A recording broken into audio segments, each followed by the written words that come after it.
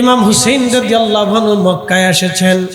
মক্কার সমস্ত মানুষ এবং মক্কার সমস্ত কওম ইমাম হুসেইন রাদিয়াল্লাহু আনহুর বায়াত গ্রহণ করেছে। কুফার মানুষ চিঠি লেখা শুরু করলো, ওয়াহালা বাইত রাসূল, আওলাদ রাসূল, আপনি কুফা নগরে চলে আসেন। আমরা কুফাবাসীরা জীবন আর যৌবন দিয়া, অর্থবিত্ত দিয়ে আপনার বায়াত নিয়ে আপনার সাথে আপনার পাশে থাকবো, সামনে পিছনে এবং সাথে থেকে আপনার জন্য জিহাদ করব, শহীদ হব, আপনি চলে আসেন। আমরা কুফাবাসী আপনার কাছে বায়াত নেব। এইভাবে চিঠি আসতে আসতে একটা না দুইটা না 40,000 চিঠি আসলো মক্কাতে হযরত ইমাম হুসেইন রাদিয়াল্লাহু আনহুর নামে।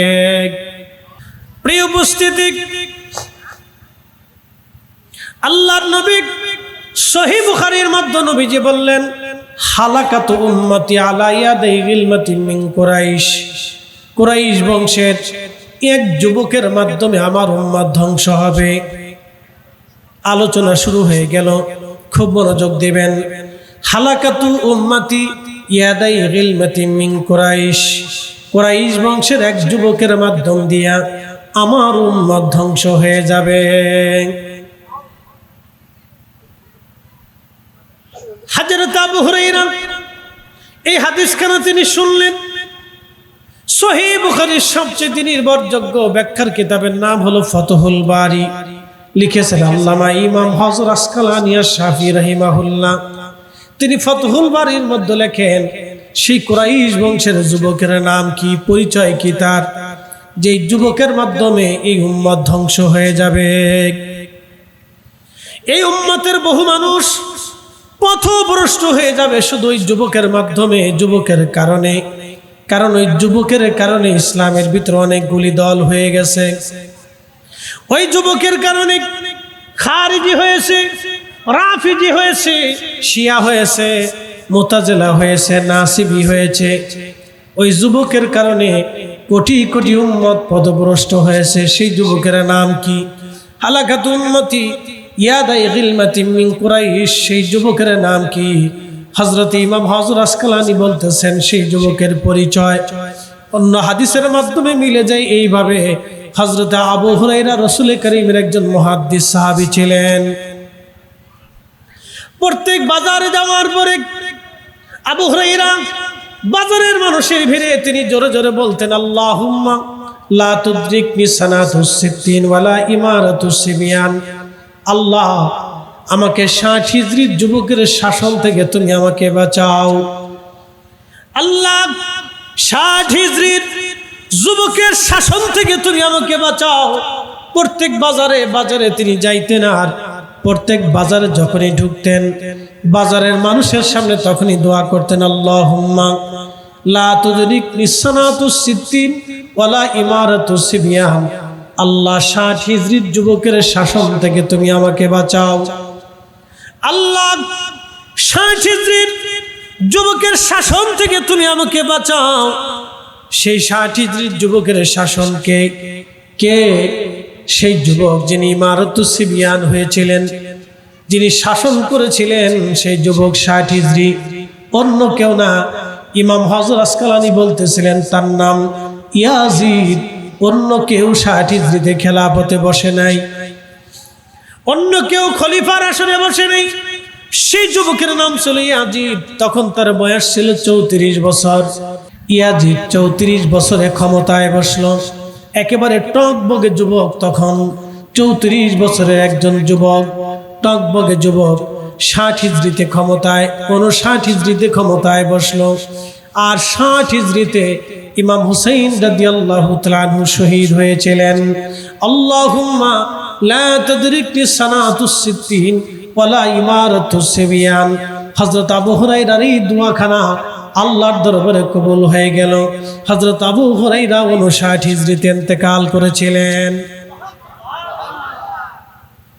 ওনার এই দোয়া মঞ্জুর হলো। 59 হিজরিতে হযরত আবু হুরায়রা ইন্তেকাল করলেন। আর 59 হিজরির শেষ সময়ে ইয়াজিদ ক্ষমতায় বসলেন। 60 হিজরির শুরুর দিকে,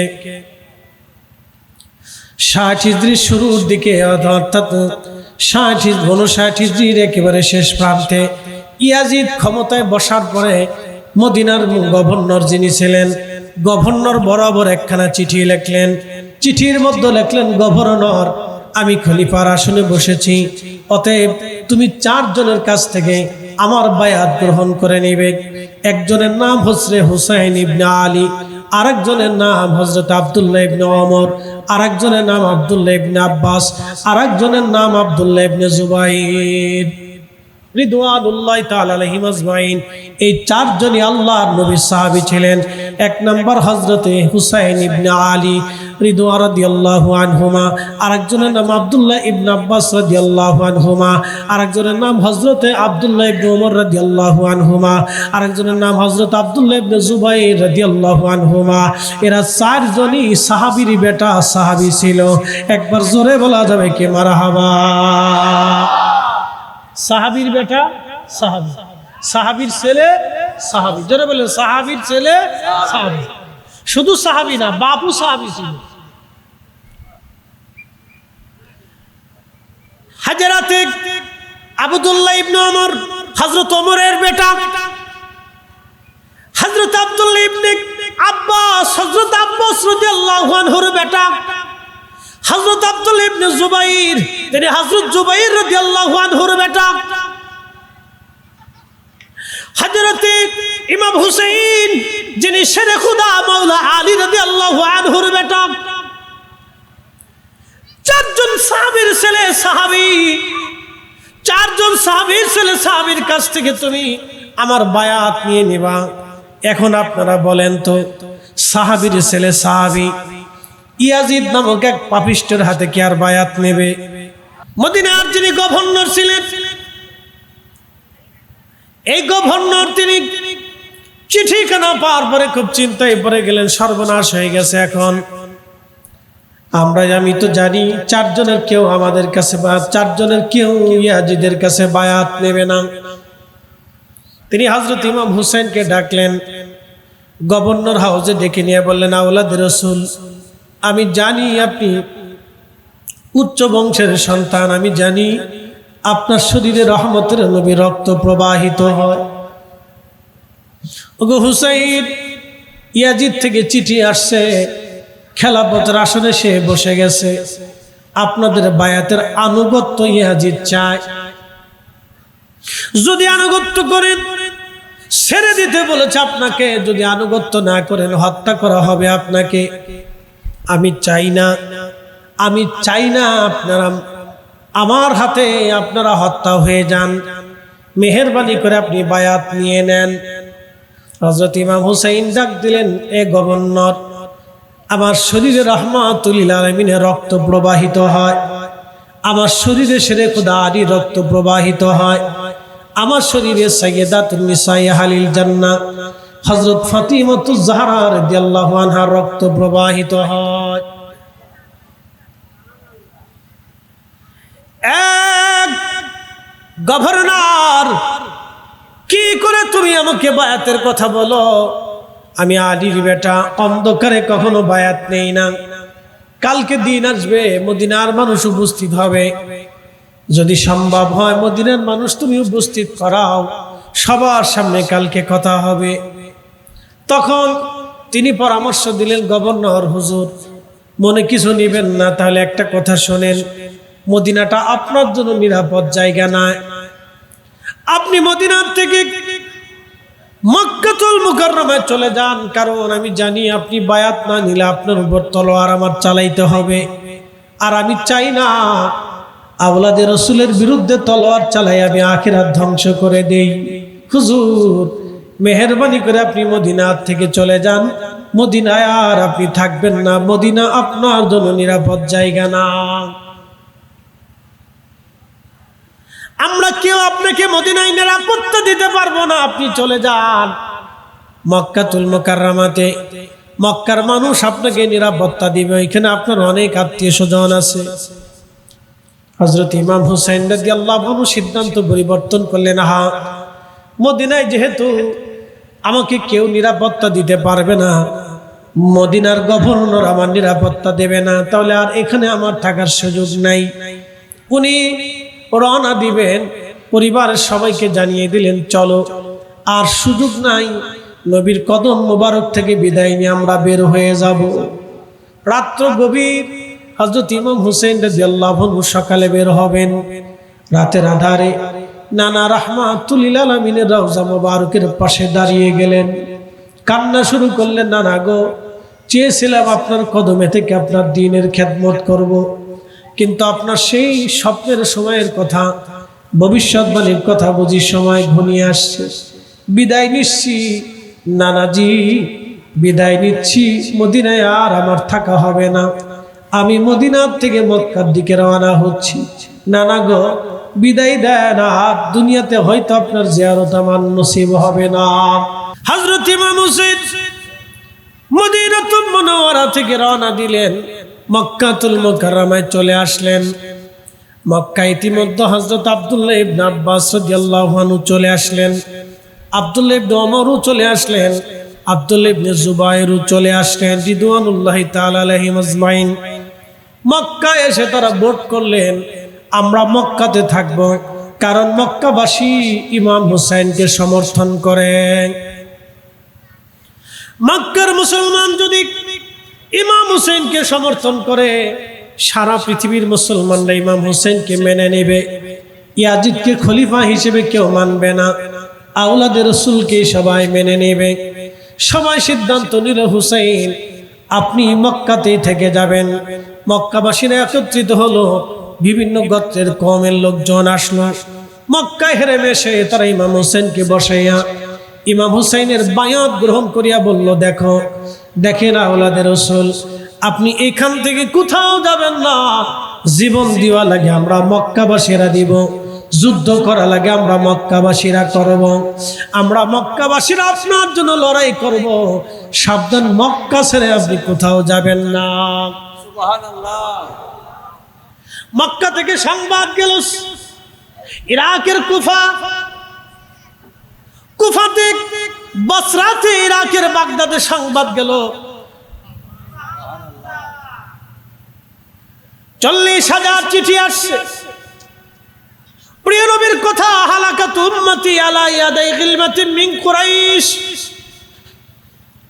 কুরাইশ বংশের এক যুবকের মাধ্যম দিয়ে আমার উম্মত ধ্বংস হবে।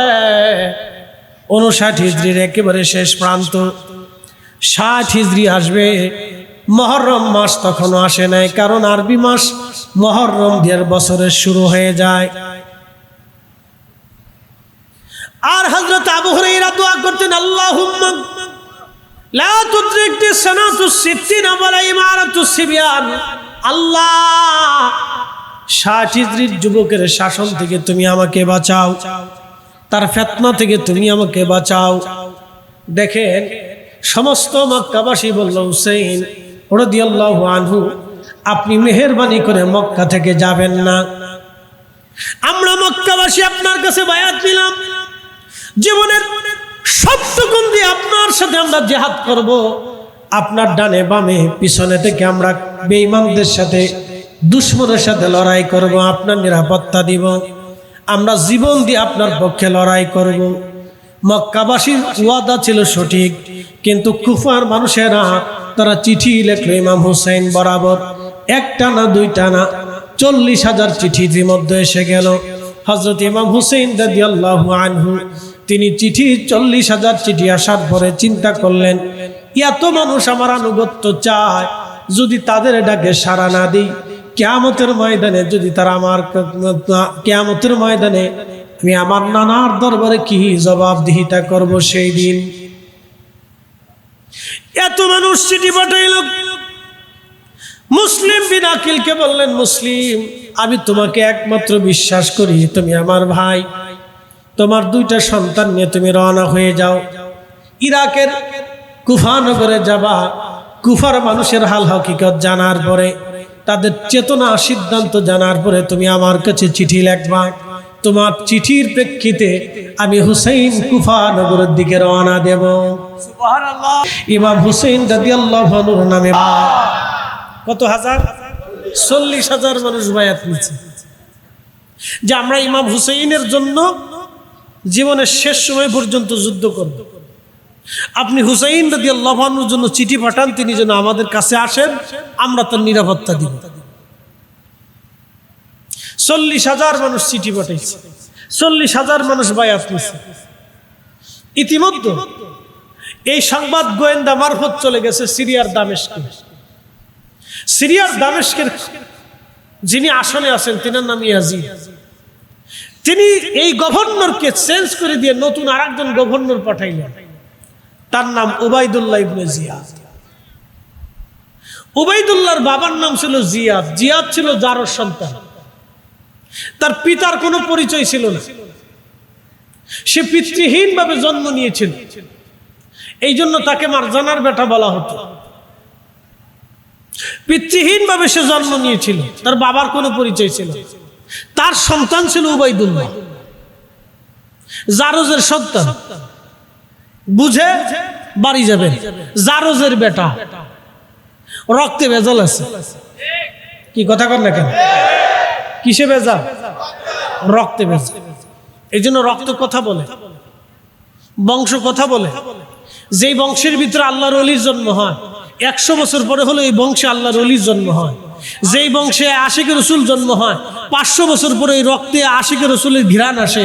যেই রক্তে দুশ্মনের রসুল তৈরি হয়, 500 বছর পরে হলো ওই রক্তে দুশ্মনের রসুলের তৈরি হয়। রক্তে ভেজাল আছে। কিসে ভেজাল? রক্তে ভেজাল আছে।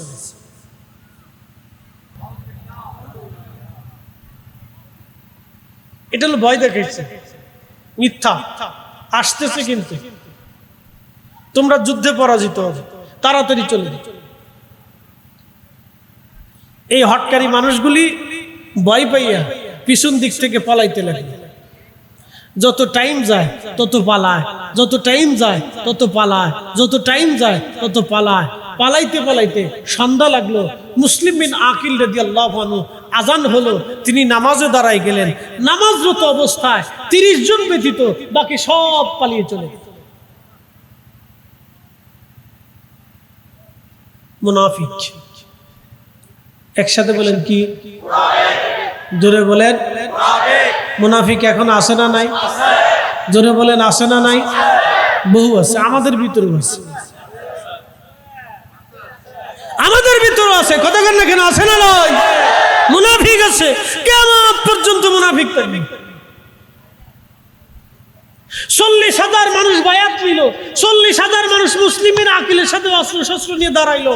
মাগরিবের নামাজ পড়ারত অবস্থায় নামাজ ছেড়ে দিয়ে মুসলিমের আকিল রাদিয়াল্লাহু আনহুর পিছ থেকে 30,000 মানুষের সব 40,000 মানুষের সব চলে দিয়া মাত্র 30 জন ওনার সাথে নামাজ শেষ করল।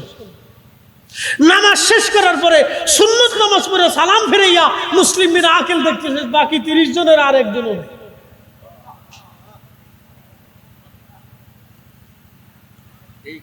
আরেকজন। ইতিহাস কথা বলে বাপ, একজন। এই জন্য আহলে বাইতে রসুলের পক্ষে থাকা, আওলাদে রসুলের পক্ষে থাকা, রসুলের পক্ষে থাকে, এটা তাকদীর লাগে, ভাগ্য লাগে। মুসলমান হলেই পক্ষে থাকা যায় না। কথা কন না, ঠিক কিনা? তাকদীর লাগে, এটা ভাগ্য লাগে, তাকদীর লাগে। রসুলের ইজ্জতের পক্ষে থাকা, নবীর শানের পক্ষে থাকা, রসুলের বংশের পক্ষে থাকা, নবীর আওলাদের পক্ষে থাকা, শহাদায়ে কারবালার পক্ষে থাকা, মিলাদুন নবীর পক্ষে থাকা, নবীর দুরূদ ও সালামের পক্ষে থাকা, রসুলের ইজ্জতের পক্ষে থাকা, রসুলের ইশকের পক্ষে থাকা, তাজিমের পক্ষে থাকা, আউলিয়া কেরামের পক্ষে থাকা, এটা তাকদীর লাগে। আহলে সুন্নাত ওয়াল জামাতের পক্ষে থাকা, এটা ভাগ্য লাগে। আল্লাহর মঞ্জুরিয়াত লাগে, রসুলের মঞ্জুরিয়াত লাগে। কথা বলেন ঠিক না?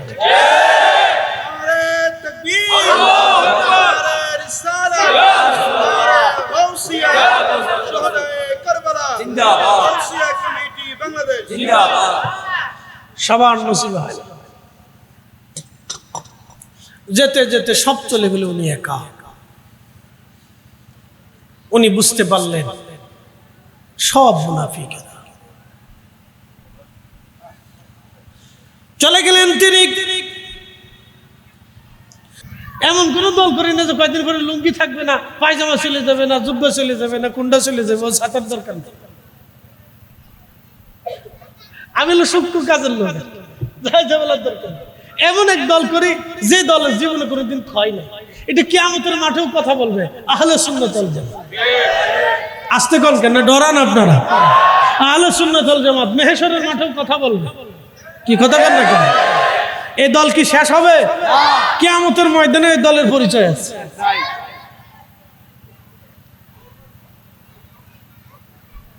এগুলি আমাদের দরকার। কে ভাই আমার, আমি আপনাদেরকে হাজার কথা অল্প কথা দিয়ে বুঝাই দিচ্ছি, হাজার বছরের দলিল অল্প দলিল দিয়ে বুঝাই দিচ্ছি। মনে রাখবেন, এই জন্য এই দল কামড় দিয়ে চেপে ধরে রাখবেন, দাঁত দিয়ে কামড় দিয়ে চেপে ধরে রাখবেন। কে কি বললো ওইগুলি দেখার সময় আমাদের নাই ভাই। বাইরে মানুষের নিন্দা মন্দ কে কি বলবে না বলবে। আমরা রাস্তাঘাটে গেলে অনেকে আদর করে, জড়ায় ঘরায় ধরে, এই আপনার কি বলে চাটা খাওয়ায়, আবার অনেকেই দেখে কয় দূর বেদাতি, আবার অনেকে দেখে জড়ায় ঘরায় ধরে। ভাইজান হুজুর কেমন আছেন, আপনার ওয়াজ শুনি, মহব্বত করি। সারা দেশে, সারা বাংলাদেশে যেখানে গেছি সেখানে, বিমানবন্দরে কন, বাথরুমে ঢুকছি, বাথরুমতে বেরোইয়া জড়াই ধরছে একজনে, হুজুর আপনার ওয়াজ শুনি। কি একটা জ্বালা বেটা, কেবল বাথরুম সেরে আইছে, অজু নাই গোসল নাই, অমনি জড়াই ধরছে। মানে আমি ছাড়াইতেও পারি না, ছুটতেও পারি না। আমি কি বাড়ি কোথায়? ওই কক্সবাজার। কি করেন? বলে গাড়ি চালাই। যাক মাশাআল্লাহ ভালো। আমি কইতে পারতেছি না যে আপনি যে বাথরুম থেকে বেরিয়েছেন, অজু টুজু করেন, পরে জড়াই ধরেন। হুজুর প্রত্যেক দিন গাড়ি চালাই আর আপনার ওয়াজ শুনি। আপনার ফাইনে ফাইনে আজকে বাথরুমের সামনে কেমনে পাইনে? আমি বললাম আপনি যেই জন্য ঢুকছেন আমিও সেই জন্য ঢুকছি। আপনার যে কাজ আমার সেই কাজ। এই জায়গায় সবারই আসতে হয়। প্রধানমন্ত্রী, রাষ্ট্রপতি, প্রধান সেনাপতি, বিরাট বড় বিজ্ঞানী, অজ্ঞানী, পাগল পাগল ছাগল, বড় জ্ঞানী গুণী, অর্থনীতিবিদ, সায়েন্টিস্ট, যাই বলেন, ধনী দরিদ্র, অভাবী মিসকিন, ক্ষুধার্ত ভিখারি, সব জায়গায় বাথরুমের ভিতরে ঢুকতে হয়। তার মানে কি বুঝাইলেন? আল্লাহ এমন পাওয়ারফুল, আপনারা সুন্দর বিছানার থেকে লইয়া আবার বাথরুমের ভিতরে বসাই দিচ্ছে যে বইয়ে থাক। আল্লাহ পারেনি? একসাথে কথা কর না, আল্লাহ পারেনি? ব্রিটেনের যে রানী ছিল, রানী দ্বিতীয় এলিজাবেথ, মাথার ভিতরে একটা কোহিনূর ছিল, কোহিনূর 350 কোটি মার্কিন ডলার দাম। বাংলাদেশে কত হাজার কোটি টাকা হিসাব করে দেখেন কে যান।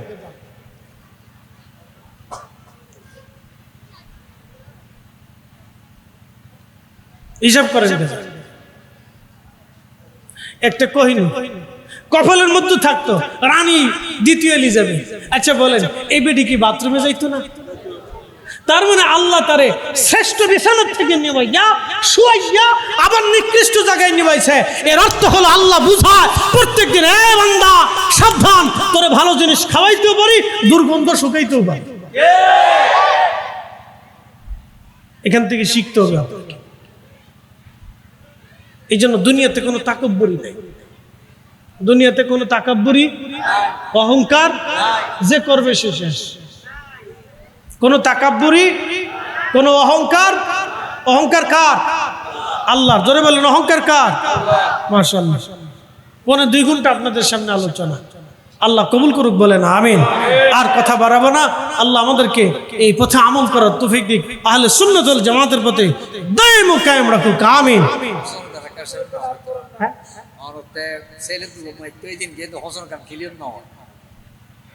বুঝি নাই হোসেন হোসেন যে হোসেন ক্লিয়ার হয়নি। হাসান হোসেনটা ও না, অত দূর গেলে আজকে রাত শেষ হয়ে যাবে না। বলছি ইমাম হোসেন রাদিয়াল্লাহু আনহুর বিষয়টাও মুখতাসার আলোচনা নিয়ে আসছি। 2টা সন্তান, তারাও শহীদ হয়ে গেল, সব শহীদ হয়ে গেল।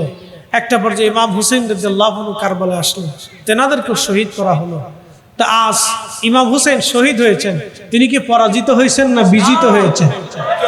উনারই বিজয় হয়েছে, বরং মিথ্যাবাদী ইয়াজিদের পরাজয় হয়েছে। লানাতুল্লাহি আলাইহিম। কিয়ামত পর্যন্ত যতদিন মুসলমানের হায়াত থাকবে ততদিন মুসলমানরা, আল্লাহর আকাশের পাখিরা এবং আসমানের অধিবাসী ফেরেশতারা, জমিনের সমস্ত পশু পাখিরা এবং জমিনের সমস্ত জীব কিয়ামত পর্যন্ত ইয়াজিদের জন্য লানত দিতে থাকবে। কথা বলেন ঠিক না বেঠিক? আর ইমাম হুসাইনের জন্য কান্না করতে থাকবে। জীবনে একবারও হলো তো ইমাম হুসেনের জন্য চোখে পানি আসছে, আসে নাই ভাই? একদিনের জন্য হলো তো আসছে। তাহলে মনে রাখবেন এই পানিটা কখনো বৃথা যাবে না। এই পানিটা কি হবে না, বৃথা যাবে না। কিয়ামতের মধ্যে এই পানি আপনাকে আল্লাহ রসুলের কদম মোবারক পর্যন্ত নিয়ে যাবে। এই পানি কথা বলবে, অনেক বড় দামি পানি। বাইরে পৃথিবীতে মানুষ সন্তানের জন্য কাঁদে, স্ত্রীর জন্য কাঁদে, প্রেমে পড়ে কাঁদে, অন্য বেডির জন্য কাঁদে, মহিলার জন্য কাঁদে, টাকার জন্য কাঁদে, ক্ষমতার জন্য কাঁদে, অর্থের জন্য কাঁদে, জমি হারাইলে কাঁদে, টাকা হারাইলে কাঁদে, চোরে বাড়ি ঘর চুরি করে নিয়ে গেলে কাঁদে, আগুন লাগলে কাঁদে, অ্যাক্সিডেন্ট করলে কাঁদে, ব্যথা পাইলে কাঁদে, সুখে কাঁদে, দুঃখে কাঁদে, আনন্দে কাঁদে, বেদনায় কাঁদে। আহা, রসুলের জন্য কয়জনে কাঁদে? সব পানি কি এক পানি? সব পানি এক পানি? জমজমের পানি আর আপনার বাড়ির পানি এক পানি? জমজমের পানি আর হাউজে কাউসারের পানি এক পানি না? সব পানি এক পানি না। চোখের পানি আপনি যেটা সম্পদের জন্য কাঁদেন এই পানি, আর আওলাদের রসুলের মহাব্বতে হুসেইনের মহাব্বতের চোখের পানি এক পানি না। আপনি বাড়ি পুড়ে গেলে কাঁদেন সেই কান্নার পানি, আর আহলে বাইত রসুলের মহাব্বতের পানি এক পানি না। এই পানি আপনাকে বেহেশত পর্যন্ত নিয়ে যাবে। কথা বলেন ঠিক কিনা? এই জন্য কাঁদলে ওনাদের জন্য কাঁদেন, কাঁদলে রসুলের জন্য কাঁদেন, ইশকে রসুলে কাঁদেন, যে কান্না আপনাকে কাজে দিবে, বেহেশত পর্যন্ত নিয়ে যাবে। আল্লাহ আমাদের প্রত্যেকের তৌফিক দিক, বলেন আমিন। আর সে জিয়াদা মর্তবা ওয়ালা রওজা রাসূল।